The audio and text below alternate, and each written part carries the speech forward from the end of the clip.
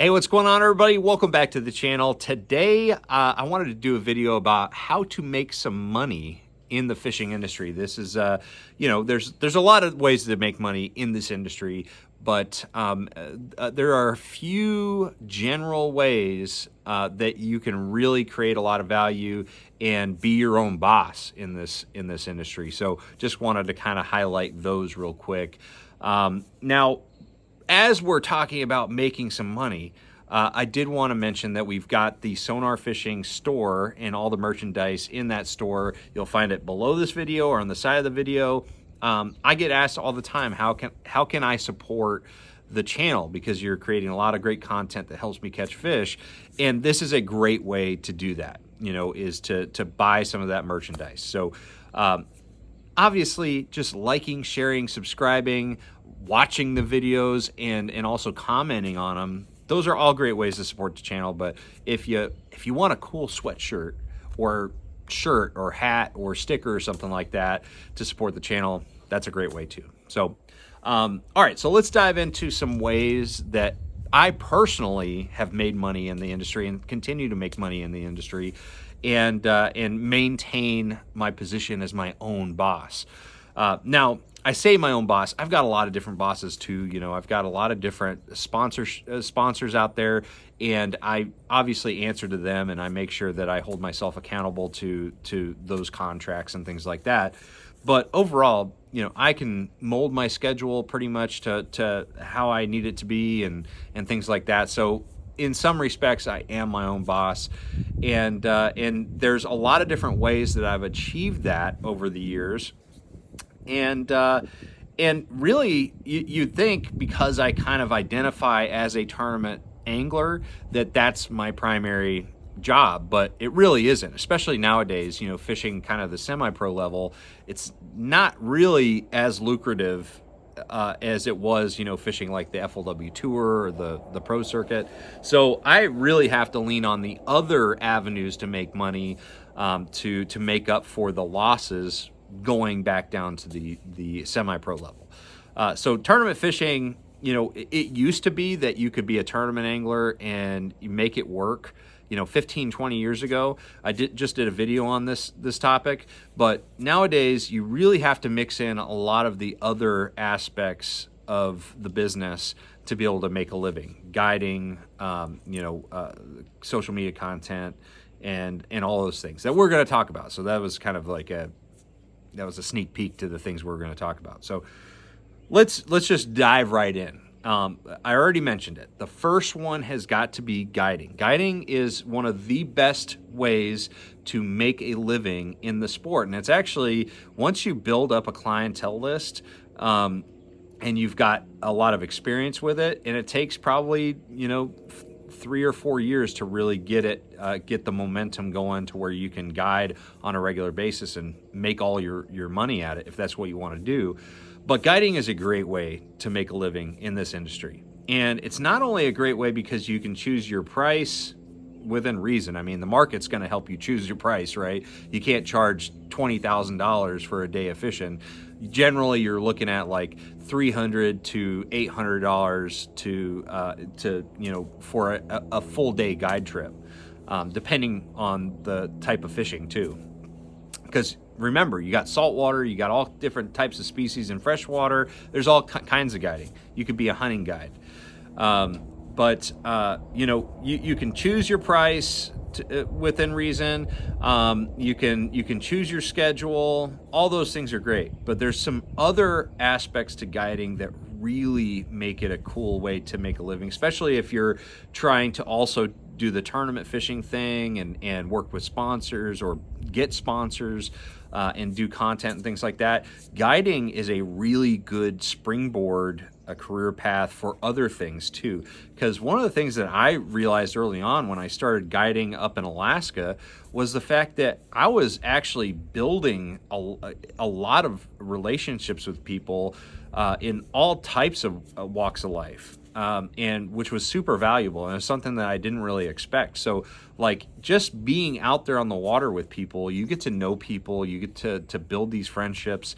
And I've gained sponsors because of my guiding. I've definitely got clientele hooked on some of the products that my sponsors, sell. And so it's a really good way to build a network and also promote your sponsors, or whatever else you got going on. So that's one of the hidden benefits that a lot of people don't talk about when it comes to being a fishing guide. Now, as far as another benefit of being a fishing guide is, like, in tournament fishing, you have to have a fairly new vehicle that's reliable, that can get you across the country, a boat that is fairly new, so you're not breaking down all the time and things aren't just falling apart on the darn thing. So tournament fishing, you have to have newer stuff. Guiding, you just need to have something that gets you to the lake, and then once you're to the lake, it gets you to and from. You're not going to be running things hard like you are in tournament fishing, so you don't have to go into a lot of debt to be able to accomplish this, to get the equipment that you need to guide.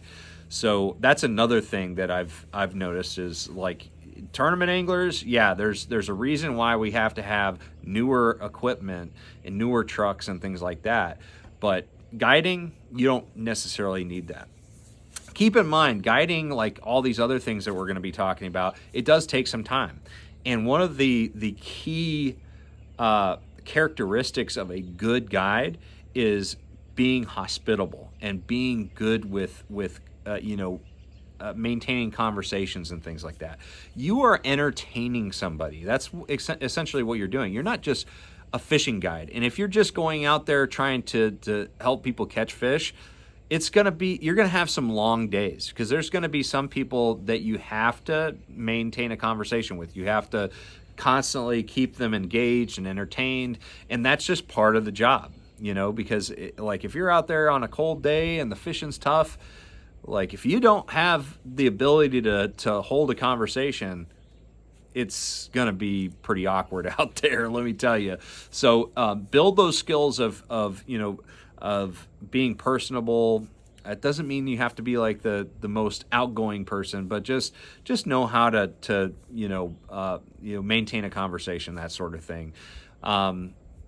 Another thing that you need to really consider, and this is something that regardless of the type of fishery that you fish in, there's something called a U.S. Coast Guard captain's license. It's the one that I have is called a 6-pack license, meaning that I could take up to 6 people out on the water on navigable waters.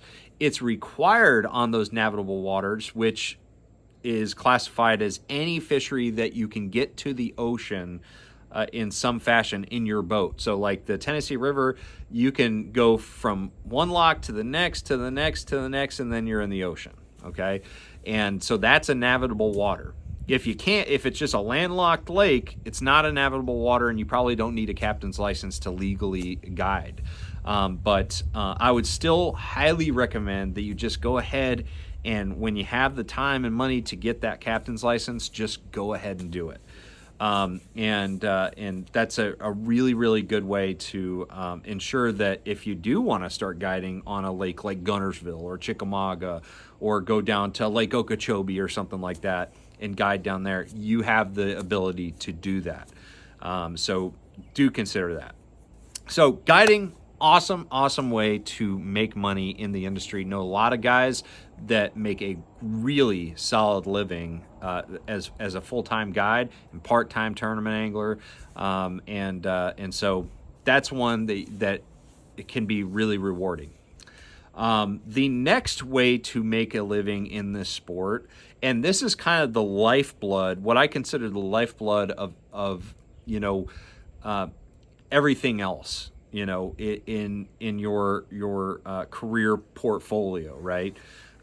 In this industry. It didn't used to be that way, but with the advent of social media, content creation is so super important. It really does affect your ability to get sponsorships and get paid by sponsors.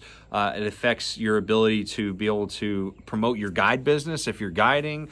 There's all different things that it affects.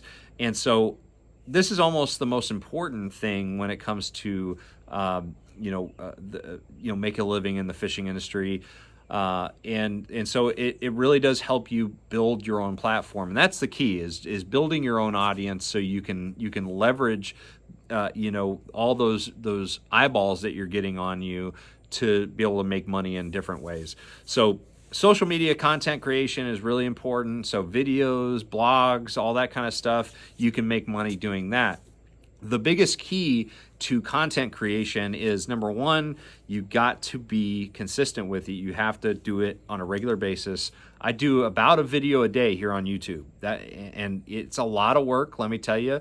But once it starts gaining momentum, and I think it's like a 3 or 5 year plan that you need to prepare for.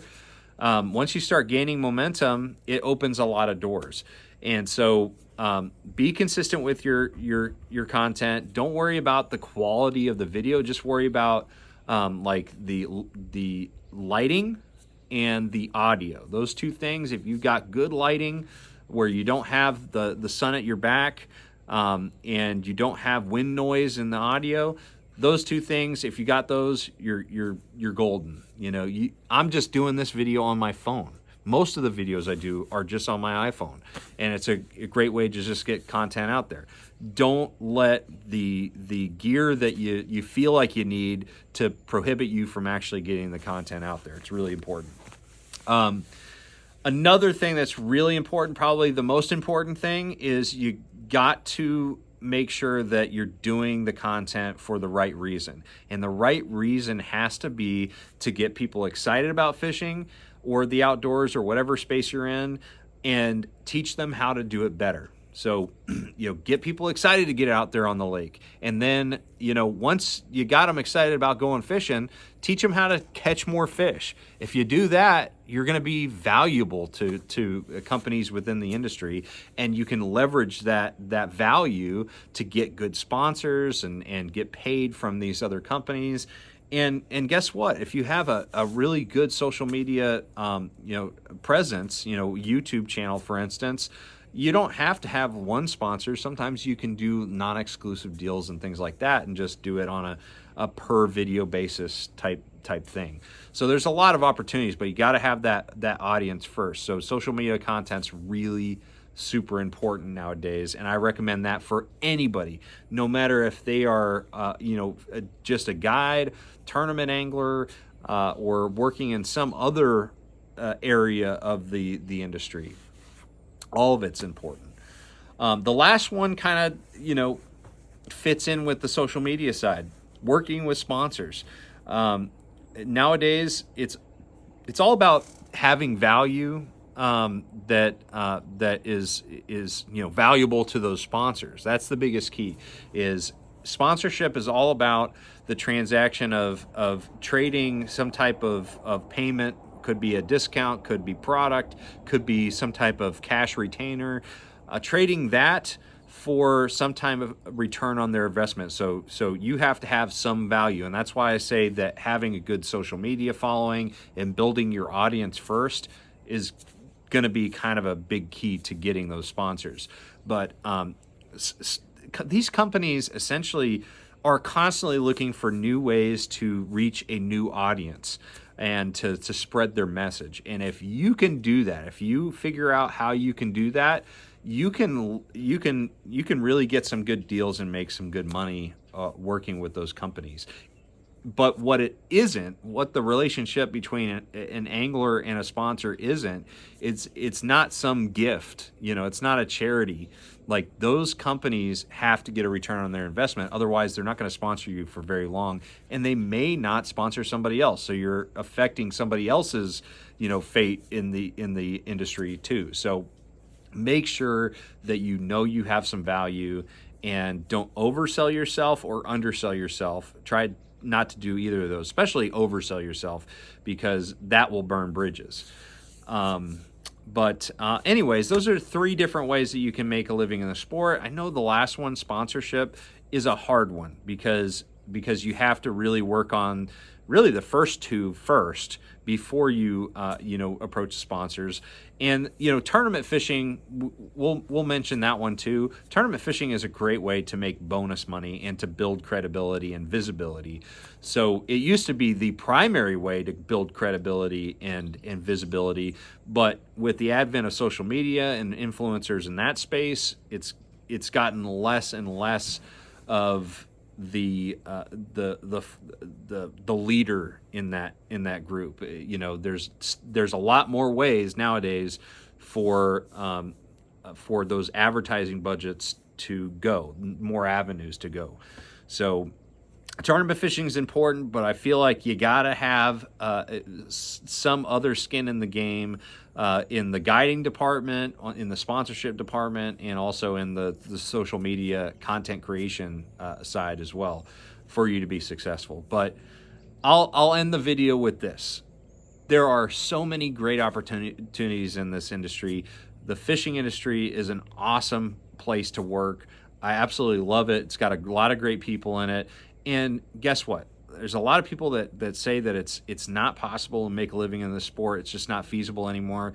Yes, it's true. It's harder than it has been to be one thing and do well at it, to make it lucrative and to make a living at it. To be a tournament angler and only a tournament angler, very, very difficult to be able to pull that off. Unless you have like extremely low overhead, it's very likely that you're going to have some lean years that really put a lot of pressure on you. If you're trying to accomplish one thing and one thing only, it's going to be tough on you. But if you learn how to utilize all the different avenues to build your value and build your audience, you've got a great way to make a living, and there's a lot of great opportunities. So I think that it's a very positive space to work to make a living at. It takes a while, so it's not like going to happen overnight, especially with how many people are interested in making a living in this space. But if you keep pressure on it, you keep doing things and getting creative with building your value, you should do well. So anyways, guys, take it for what it's worth. I'm doing it right now, and that's the only reason why I'm talking about it. So let me know what you think in the comment section below. Did I miss anything? Is there anything else that I should have said that you can make a living doing? I know that there's a lot of different positions in the fishing industry that I didn't talk about, but those are some of the ones that I felt like I could talk on because I do them personally. So thank you guys for watching. Make sure you like, share, subscribe. Check out the merch in the store. I'm going to see you out on the water. Take care. Trust the process.